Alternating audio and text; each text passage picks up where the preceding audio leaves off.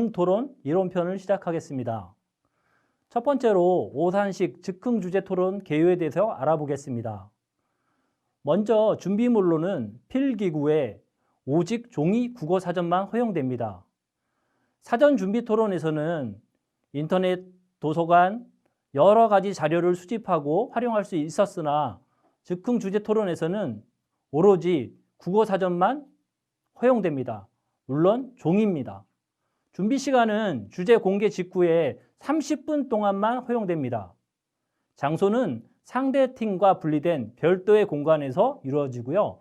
주최 측에서는 상대 팀과 색깔이 다른 종이만을 제공합니다.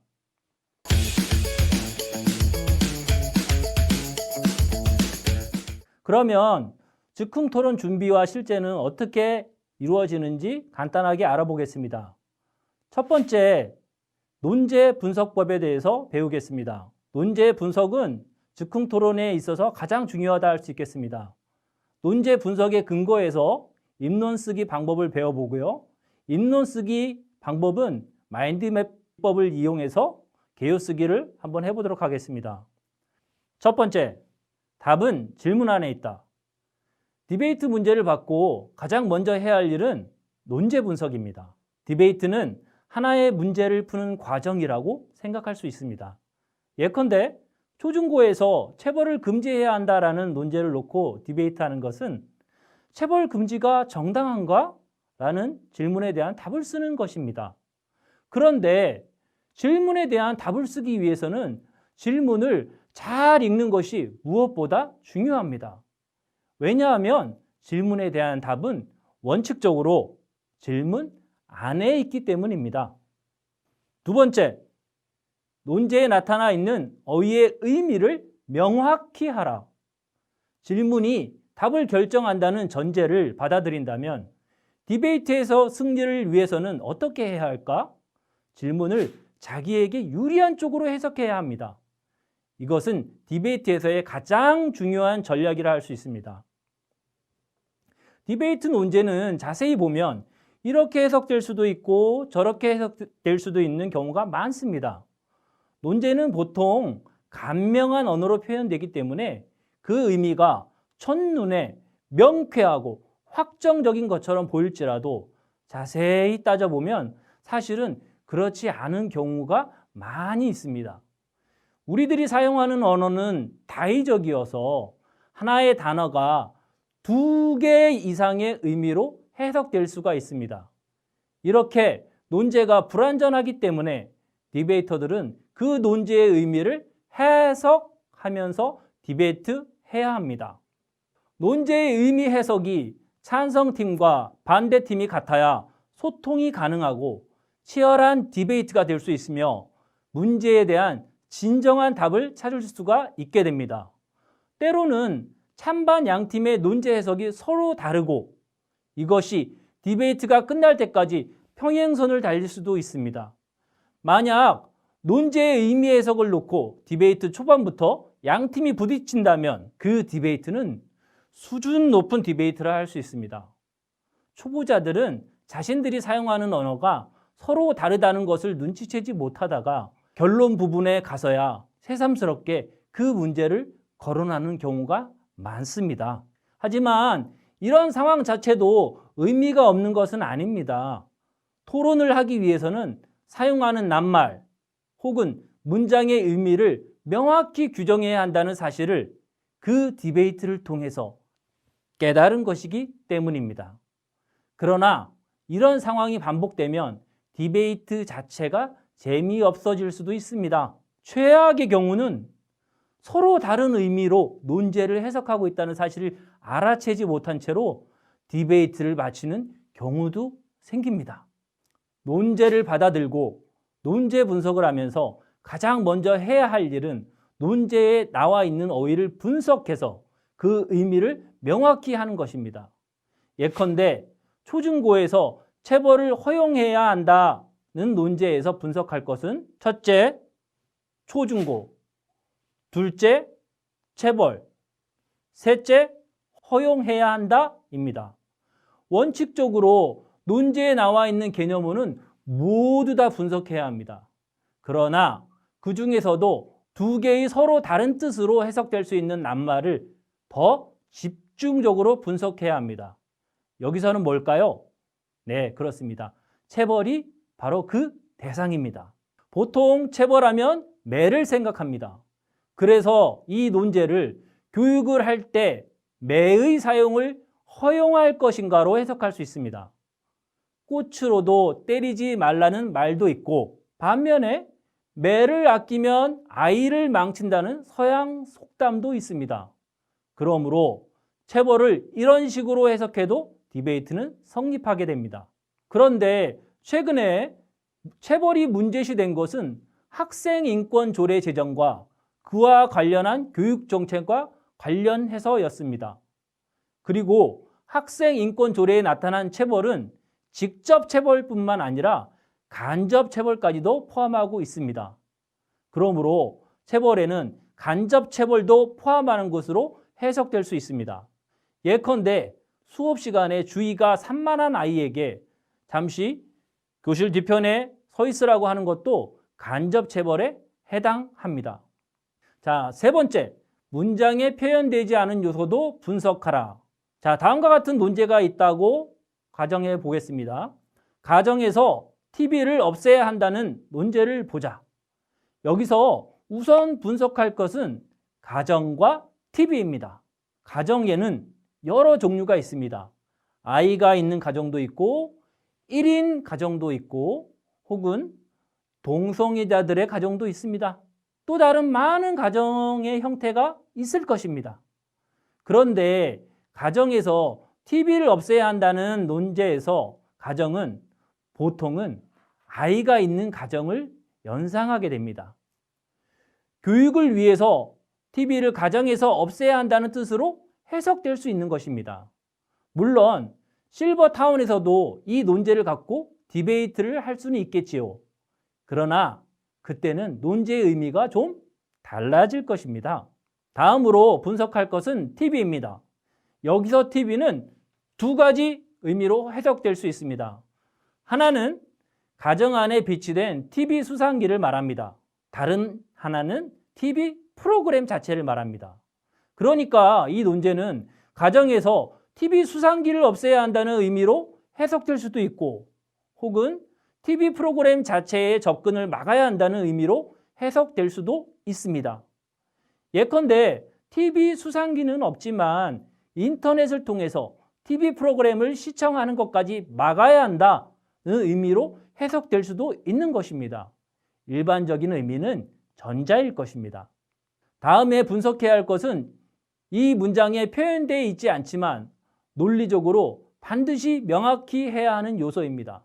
이 논제는 없애야 한다로 끝나고 있는데 없애다의 주어가 없습니다. 그렇다면 주어는 무엇일까요? 가정에서 TV를 없애는 주체는 우선 가정을 생각할 수 있습니다. 가정에서 부모와 자녀가 토론을 거쳐서 자녀 교육을 위해서 TV를 없애야 한다는 의미로 해석하는 것입니다. 다른 하나는 국가를 상정할 수 있습니다.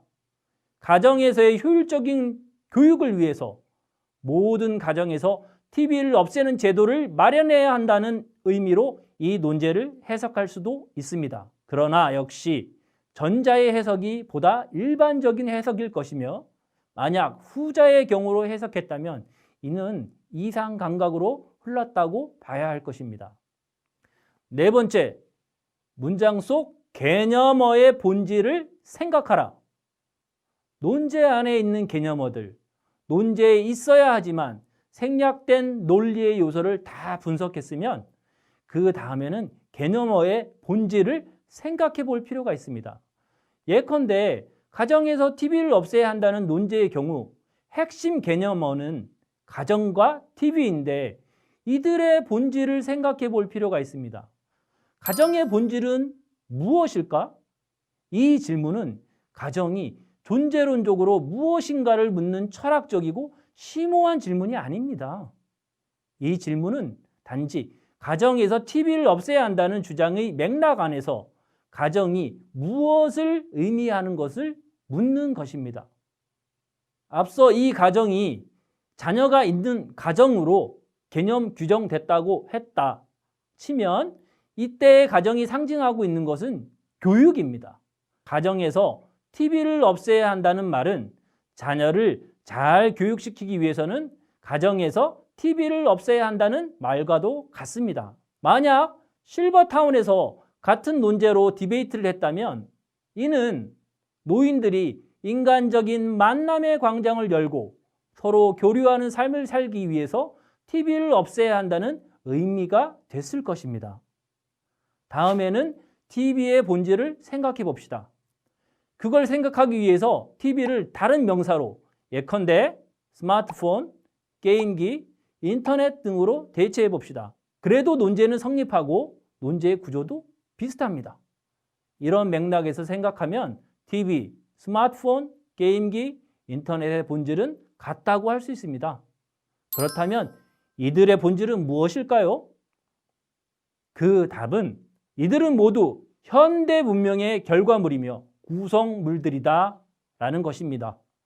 그러니까 이 논제에서 TV의 본질은 문명입니다. 그렇다면 가정에서 TV를 없애야 한다는 이 주장 속에는 교육과 문명의 관계에 대한 견해가 있다고 볼 수 있습니다. 가정에서 TV를 없애야 한다는 주장은 교육을 위해서는 문명을 멀리해야 한다라는 주장으로 되풀이할 수 있습니다. 우리들은 가정에서 TV를 없애야 한다는 논제로 디베이트하면서 교육을 위해서 문명을 멀리해야 하는가를 생각하게 되는 것입니다. 이런 식으로 깊이 있게 생각하게 되면 디베이트 논제는 철학적인 문제와 맞닿아 있는 경우가 많습니다. 디베이트가 철학적인 깊이를 갖출 때 디베이트에서 승리할 가능성은 높아지게 되는 것입니다. 교육과 문명의 관계에 대해서는 두 가지 견해가 있을 수 있습니다. 하나는 교육을 위해서는 아이들에게 문명을 즐기고 만끽하게 하며 그 사용법을 익히게 해야 하고 문명을 가르쳐야 한다는 것입니다. 이 주장은 너무나 당연한 주장으로 보입니다. 아이들에게 문명을 가르쳐야 합니다. 그들을 문명으로부터 격리시키면 안 되고 그렇게 할 수도 없습니다. 그런데 상대팀은 그런 무리한 주장을 하고 있습니다. 라는 것이 예컨대 요약이나 최종 변론에서 반대팀이 주장할 주요 골자가 됩니다. 그러나 정말 그럴까요? 교육을 위해서는 아이들을 문명에 최대한 노출시키는 것이 좋을까? 현대의 학부모들은 아이들을 문명에 보다 덜 노출시키려고 매일 전쟁을 치르고 있습니다. 인터넷이나 TV, 게임 등에 빠져 있는 아이들을 어떻게 하면 독서나 예체능 혹은 다른 놀이 활동 등으로 돌릴 수 있을까를 끊임없이 고민하게 됩니다. 물론 독서나 예체능 또한 문명 활동이라고 할 수도 있겠지만 인터넷이나 TV 혹은 게임처럼 아이들이 자아로부터 이탈해서 정신 못 차리게 하지는 않습니다. 아이들의 독서나 예체능 활동을 흡족한 눈으로 바라보는 학부모가 인터넷 게임에 빠져 있는 그들의 모습을 보면 컴퓨터를 부숴버리고 싶은 충동에 빠지는 것은 이 때문일 것입니다. 이는 아이를 제대로 교육하고 싶은 학부모의 바람 때문이고 이 바람은 정당하다라고 할 수 있습니다.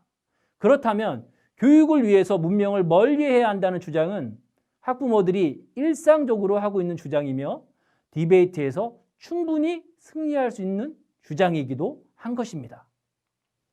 자, 다섯 번째로 문장에 표현되지 않은 요소도 분석하라 심화로 들어가겠습니다. 문장에 표현되지 않은 요소가 결정적으로 중요했던 디베이트는 원전 건설을 중단해야 한다는 주제의 디베이트였습니다. 원전 건설을 중단해야 한다는 논제의 디베이트에서 반대측은 원전의 위험성을 부각시켰습니다. 인간이 죽을 수도 있는 위험성을 안고 간다는 것은 인간에 대한 존엄성을 훼손하는 행위라는 논리를 폈습니다. 반면에 찬성 측은 원전 건설을 중단할 경우 경제에 미치는 악영향을 내세웠습니다. 그러면서 상대 신문 때 질문했습니다. 원전 건설을 중단하면 경제가 마비될 텐데 이에 대한 대비책은 뭡니까? 그러자 반대측이 대답했습니다. 우리는 원전을 신재생 에너지로 점진적으로 교체하자는 겁니다. 이 쟁점에 대한 논의는 여기서 끊겼습니다. 그리고 원전의 위험성이 계속해서 쟁점이 되었습니다. 인간의 존엄성론도 힘을 얻었습니다. 결국 반대 측이 승리했습니다. 그렇다면 찬성 측이 승리하려면 어떻게 해야 했을까요? 이 논제는 반대 측이 승리할 수밖에 없는 논제였을까요? 현실에서는 원전 건설이 계속되고 있지 않은가?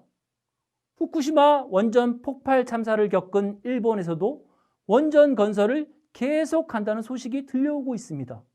그렇다면 찬성 측이 이길 여지는 충분히 있다는 결론이 나옵니다. 찬성 측은 어떻게 해야 했을까요? 반대 측이 우리는 원전을 신재생 에너지로 점진적으로 교체하자는 겁니다 라고 했을 때 찬성 측은 더 이상 추궁하지 못했습니다. 찬성 측은 이 대답이 말이 된다라고 생각한 것입니다. 이것은 위기입니다.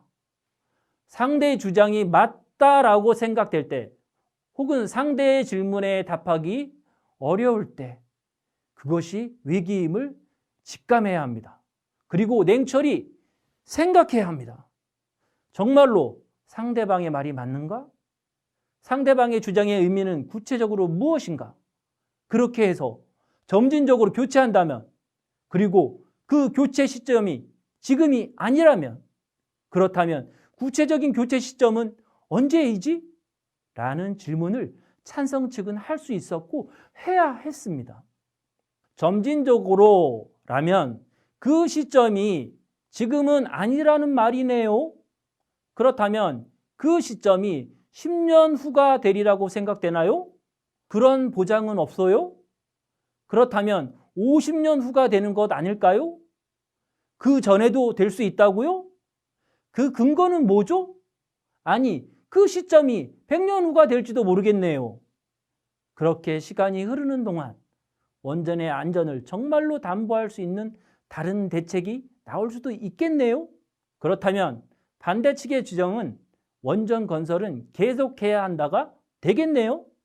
이런 식으로 질문했으면 전세를 역전시킬 수도 있지 않았을까. 그런데 찬성 측은 왜 이런 질문을 못했을까요? 사전에 이 지점이 문제가 되리라는 점을 분석해내지 못했기 때문입니다. 이는 자료를 찾고 전문가에게 질문하는 수고로 해결되는 문제가 아닙니다. 바로 이 문제가 의미하는 바는 무엇인가를 똑바로 봄으로써, 즉 논제 분석으로서 해결할 수 있는 문제입니다. 원전 건설을 중단해야 한다는 논제에는 중단하는 시점이 빠져 있습니다. 지금 당장 원전 건설을 중단하는 것은 무리다. 그렇다면 당연히 그때가 언제인지를 고민해야 했죠. 바둑 고수의 능력이 대세를 판단하는 것이라면 디베이트 고수의 능력은 논제 분석 능력입니다. 디베이트를 세밀한 전문 지식이 아니라 큰 틀에서 이해하는 능력은 논제를 얼마나 정밀하게 분석하고 이해하느냐에 달려있다고 말할 수 있습니다. 여섯 번째, 문장 속 개념어의 본질을 생각하라. 심화를 들여다보겠습니다. 초중고교에서 체벌을 허용해야 한다는 논제의 경우는 어떨까요? 우선 개념어는 초중고교 체벌입니다. 초중고교가 의미하는 본질은 무엇일까요? 이는 청소년을 의미합니다. 여기에 대학이 빠져 있는 것은 대학생은 이미 성인에 해당함으로 빠진 것입니다. 체벌이 의미하는 것은 무엇일까요? 체벌은 교육과 관련이 있습니다. 체벌은 교육을 위한 수단입니다. 교육이라는 목적이 없다면 체벌은 체벌이 아니라 폭력이 되겠죠. 그렇다면 이 논제가 다루고 있는 주제는 청소년 교육이라고 할 수 있습니다.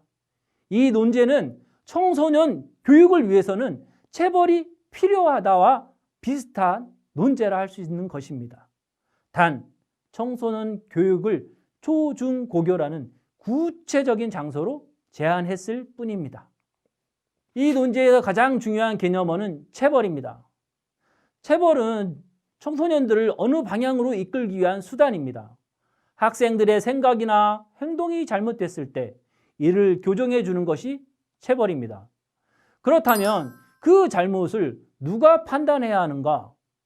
이에는 두 가지 대답이 있습니다. 하나는 사회의 기성세대입니다. 기성세대가 사회의 가치관, 예컨대 정의, 질서, 자유, 평등, 공존, 공용, 민주주의 등의 가치관을 아직 사회의 정식 일원이 되지 못한 청소년들에게 가르쳐야 한다는 것입니다. 이때 체벌은 이런 가치관을 심어주는 수단이 되겠죠. 청소년이 남의 물건을 훔쳤을 때 이를 적발해서 따끔하게 매를 때리는 것은 청소년의 반성에 도움이 될 수 있다 볼 수 있습니다. 다른 하나는 청소년 자신입니다. 청소년 자신이 자신의 자유에 기반하여 자율 정신을 발휘해서 스스로의 잘못을 깨달아야 합니다. 기성세대는 그렇게 해야 한다고 설득해야지 체벌을 가하면 안 됩니다. 체벌은 예컨대 자율의 원칙에 위배되기 때문에 교육 효과가 오히려 없다고 볼 수 있습니다. 자율과 자유에 기반하지 않은 교육은 교육이 아니기 때문입니다. 사회의 가치를 청소년들에게 주입해야 한다는 것은 전통적인 교육관이라고 할 수 있고, 그것이 자율에 기초해야 한다는 것은 자유주의 교육관이라고 할 수 있습니다. 만약에 체벌이 학생의 의사와 관계없이 행해진다면 이는 체벌이 아니라 폭력일 것입니다. 올바른 가치관을 심어주기 위해서는 작은 폭력은 용인해도 된다는 것은 전통주의 교육관의 가치관입니다. 체벌이 폭력이라면, 그래서 개인의 자유를 억압하는 것이라면 이는 그 개념 자체가 반교육적이므로 허용되어서는 안 된다는 것이 자유주의 교육관이 주장하는 바입니다. 그런데 체벌의 시스템을 학생이 참여하는 회의에서 만들었다면, 그렇다면 이때는 체벌이 자율의 원리를 위반했다고 볼 수 있을까요? 이때는 체벌이 폭력이 아닌 교육의 수단이며 체벌을 금지해야 할 이유가 없다고 볼 수 있습니다. 우리는 시민으로서 질서를 어지럽히는 범죄자를 규제해야 한다는 사회적 규율을 우리 자유의지로서 지지합니다. 이는 합법적인 폭력에 의한 간섭을 시민들이 스스로 용인하는 것입니다. 만약 이런 간섭도 용인하지 않는다면 이는 자유가 아니라 방종일 것입니다. 체벌도 마찬가지입니다. 일부 학생인권 조례에서 말하는 것처럼 아주 작은 간접 체벌까지 금지하는 것은 방종을 부추긴다고 볼 수도 있습니다. 자, 이런 논리를 전개하다 보면 초중고교에서 체벌을 허용해야 한다는 논제에서 찬성과 반대팀의 승부를 좌우하는 것은 체벌에 대한 개념 규정이라고 할 수 있습니다. 체벌이란 무엇인가? 그것은 폭력인가 아닌가? 폭력이라면 왜 용인되어야 하는가? 폭력이 아니라면 어떤 조건을 갖췄을 때 그런가? 등의 문제에 대한 깊은 성찰이 바로 승리를 가져다 주는 것이죠. 이것이 바로 입론서의 마지막 부분에 배치해야 할 문제를 보는 시각입니다. 체벌은 무엇인가? 체벌은 교육수단이 아니라 폭력이다라는 것이 체벌 반대론자의 시각이라면 체벌은 폭력이 아니라 교육수단이다라는 것은 체벌 찬성론자의 시각입니다. 이런 논의는 결국 인간이란 무엇인가? 인간이 자유의 존재라고 한다면 사회 제도는 어떤 모습을 띄어야 하는가의 문제와 연결됩니다. 결국 디베이트는 인간과 사회에 대한 깊은 사색을 하게 도와줍니다. 반대로 이렇게 깊은 사색을 할 수 있어야 디베이트가 내실을 갖출 수 있다는 말도 성립됩니다. 예컨대 초중고에서 체벌을 허용해야 한다는 논제로 디베이트를 하기 전에 고등학교 국어사회 윤리교과서에 나오는 자유와 자율 텍스트들을 체계적으로 읽고 요약하며 그 논의들이 이 논제의 논거로 어떻게 기능하는가를 검토하는 훈련을 한다면 디베이트 수준이 갑자기 향상되는 경우가 많습니다. 디베이트는 결국 교과 과정과 연계돼야 하고 반드시 독서로 이어져야 합니다. 다음으로 입론 쓰기 방법에 대해 알아보겠습니다. 첫 번째, 정해진 형식에 맞추어서 기계적으로 씁니다. 기계적으로 글을 쓴다고요? 이게 무슨 뜻인가? 한번 잘 들어보시길 바랍니다. 입론은 디베이트의 가장 첫 단계로 자기 팀의 기본 입장을 밝히는 순서입니다. 입론은 심판들에게 강한 인상을 줄 수 있는 과정이며 동시에 디베이트에 내포된 논점을 얼마나 정확히 이해하고 있는지도 심판들에게 알 수 있는 과정입니다. 무엇보다 자기 팀의 시각에서 청중들에게 그날의 디베이트 주제에 대한 기본 설명을 하는 자리이므로 논리적인 원고를 준비하는 것이 아주 중요합니다. 입론은 원고를 준비해서 진행할 수 있는 유일한 과정입니다. 상대 신문이나 반론의 과정은 현장에서의 순발력이 필요하지만 입론은 훈련만 잘 되어 있다면 짧은 시간이 주어지더라도 제대로 해놓을 수 있습니다. 바로 이런 의미에서 입론은 정해진 짜임, 형식 맞춰서 기계적으로 쓸 수 있어야 된다는 뜻입니다. 입론에는 다음의 내용들이 포함되어 있습니다. 첫째, 주제에 포함된 핵심 어휘 정의. 둘째, 주제와 관련한 상황. 셋째, 문제를 보는 시각 혹은 관점. 넷째, 주제에 대한 찬반 주장의 포인트. 크게 봤을 때 논거라고 하고요. 이를 논증 방식으로 주장, 설명, 예시, 연결 구조. 줄여서 필 구조라고도 합니다. 다섯 번째, 결론. 이 중에서 1, 2, 3은 서론에 해당하고 4는 본론, 5는 결론이라 할 수 있습니다. 자, 이 중에서 1, 2, 3은 서론에 해당, 4는 본론, 5는 결론이라 말씀드렸는데요. 논술문은 특히 디베이트 입론서는 학생들의 글쓰기 훈련을 위해서 매우 추천할 만합니다. 감상문이나 일기 등을 쓸 때는 무엇에 대해 쓸 것인가에 대해서 고민이 많이 됩니다. 글의 주제를 정하는 일은 예컨대 신문사 논설위원들에게도 골칫거리입니다. 그러나 디베이트 입론서의 경우 논제만 정해진다면 그 다음에 글을 쓸 수 있습니다. 그것도 글의 형식은 기계적으로 정해집니다. 위의 순서대로만 쓰면 아주 훌륭한 글이 될 수 있습니다. 초등학교 국어 교과서를 보면 위와 같은 글의 형식이 아주 많습니다. 그러니까 디베이트 입론서 쓰는 훈련을 하면 국어 교과서 저자와 같은 수준의 글쓰기 능력을 갖출 수 있다는 말이 되기도 합니다. 두 번째, 입론의 핵심. 논거를 세우면 끝이다. 본론의 주장을 간명하고, 간명이란 뜻은 간결하고 명확하다라는 뜻입니다. 본론의 주장을 간명하고 완성된 형태로 쓰는 것이 중요하다. 입론의 요소는 용어 정의, 상황 설명, 문제를 보는 시각, 논거, 그리고 결론입니다.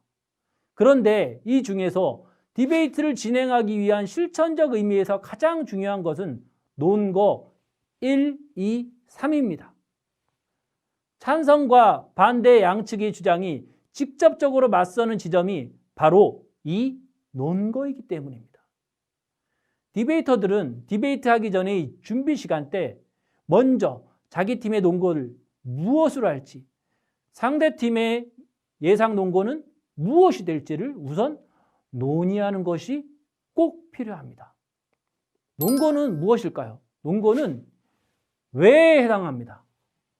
찬성팀이 학교 폭력 방지를 위해 학교에 경찰을 상주시켜야 한다고 주장할 경우 너는 왜 그렇게 생각하느냐? 라는 질문을 받을 때 그에 대한 답이 논거 1, 2, 3이라는 것입니다. 논거는 2개가 될 수도 있고 4개가 될 수도 있고 100개가 될 수도 있습니다. 그러나 논거가 4개 이상이 되면 상대편이나 심판 혹은 청중들이 이를 머리에 정리해서 받아들이거나 이해하기가 쉽지 않고 2개 이하이면 너무 빈약한 느낌이 들기 때문에 보통 논거는 3가지로 정리할 수 있겠습니다. 뒤에서 입론서를 보면 논거가 모두 주장 더하기 근거 혹은 주장 더하기 설명의 형식으로 되어 있음을 알 수 있습니다. 여기서 주장은 논이고 근거는 증이어서 주장 더하기 근거는 논증입니다. 또 설명은 술이어서 주장 더하기 설명은 논술입니다. 논증과 논술은 같은 구조를 갖습니다. 논증이나 논술은 다른 말로 중심 문장과 뒷받침 문장이라고도 합니다. 우리는 내 지론은 뭐야? 라고 묻습니다. 이는 네가 갖고 있는 주장은 뭐냐는 말이죠. 그러니까 논은 주장입니다. 또 누가 설명을 너무 길게 할 때 서술이 너무 길어 라는 말도 하죠.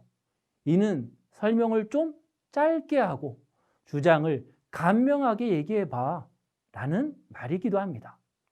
그러니까 주장하고 이에 근거를 드는 것, 주장하고 그 주장의 의미를 설명하는 것이 논증이요 논술이라 할 수 있습니다.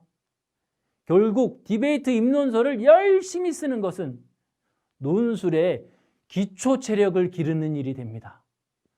디베이트 입론서의 본론, 즉 논거를 쓸 때 더 신경 써야 하는 것은 근거보다는 주장입니다. 술보다는 논이며 뒷받침 문장보다는 중심 문장입니다.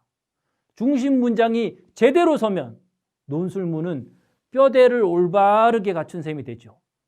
위에 입론서에 있는 논거의 주장 부분을 한번 보겠습니다.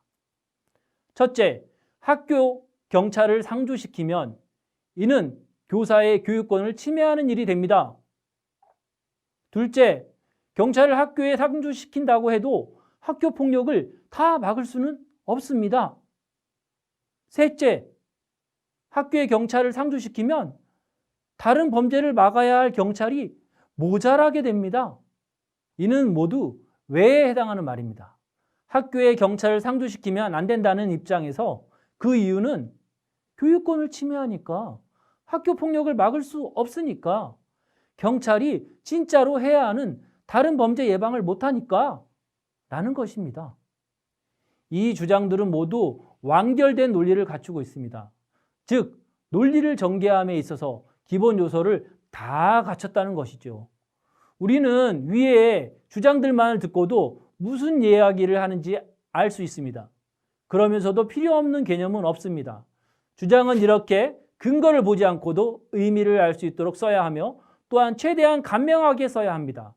그렇게 주장을 확고하게 써야 논술문을 읽는 사람들이 혹은 입론을 듣는 디베이트 청중들이 쉽게 필자나 연사의 말을 알아들을 수 있습니다. 주장이 확고하면 이에 대한 설명이 조금 난삽하더라도 이런 주장을 설명하고 있는 중이지 맥락을 잡아서 이해할 수 있습니다. 그러나 주장이 불분명하거나 혹은 주장이 맨 뒤에 있다면 상대가 무슨 얘기를 하는지 집중해야만 겨우 알아들을 수 있거나 아예 무슨 말인지 알아들을 수가 없게 됩니다. 이는 논술 시험 등에서 뿐만 아니라 일상생활에서도 매우 불리한 일입니다. 이 내용을 정리하면 화면에 보시는 표와 같습니다.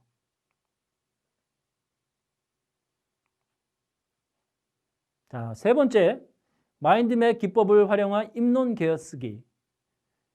에이브리엄 링컨은 나에게 나무를 벨 1시간이 주어진다면 도끼를 가는데 45분을 쓰겠다라고 말했습니다. 입론 연설문을 작성할 때도 마찬가지입니다. 한 붓 그리기처럼 한 번에 글을 쓰는 사람은 아마 없을 것입니다. 그러나 설계도가 있다면 당황하지 않고 훨씬 수월하게 건축물을 지을 수 있을 것입니다. 논제 분석을 끝냈다면 개요 작성으로 입론 연설문의 설계도를 완성해야 합니다. 입론의 구성 요소는 1연사 역할에서 이미 다루었습니다. 따라서 입론 형식에 맞게 내용을 간략하게 작성하면 되는데 입론 개요쓰기는 논제 분석을 토대로 단계별로 진행합니다. 이 과정에서 여러 가지 기법이 있는데요. 마인드맵 기법을 적용해 보겠습니다. 왜 마인드맵 기법을 추천하냐면 다음과 같은 장점이 있기 때문입니다. 첫 번째, 무질서한 구성과 실패에 대한 두려움, 글을 쓸 때 부딪히는 장애로 인한 스트레스와 불쾌감을 없애줍니다. 두 번째, 새로운 정보와 아이디어를 끌어내는 연상결합 갈고리를 자유롭게 풀어놓음으로써 창의성과 독창성을 향상시킵니다. 세 번째, 글쓰기 작업을 준비하고 구상하고 완성하는데 걸리는 시간이 상당히 단축됩니다. 네 번째, 분석과 창의 과정을 지속적으로 관리, 통제할 수 있게 합니다. 마지막으로 결과적으로 더욱 집중적이고 조직적이고 종합적인 글쓰기가 되게 합니다. 단계별 개요쓰기의 과정으로는 1단계 브레인스토밍, 발상이라고도 하죠. 2단계 분류, 공통점에 있는 것들을 묶은 유목화 작업. 3단계 앞에 나온 것들에서 부족한 부분들을 보충 추가하거나 불필요한 부분들을 삭제하거나 조금 괜찮은데 표현이 어색한 것들을 수정하거나 하는 단계. 마지막 단계는 이 내용들을 글의 순서, 위계에 맞게 조직, 정렬, 정리하는 단계입니다. 이렇게 단계별로 작업을 하면 아무것도 없는 백지 상태에서 한 번의 직선적 사고로 계속 정밀하게 생각을 뻗어나가야 하는 어려움을 피할 수 있습니다. 눈앞에 펼쳐진 각자의 생각을 직접 확인하고 그것을 이용해 생각을 가르고 모아 확장해 나갈 수가 있어서 입론 개요쓰기가 더욱 용이하게 되는 것입니다.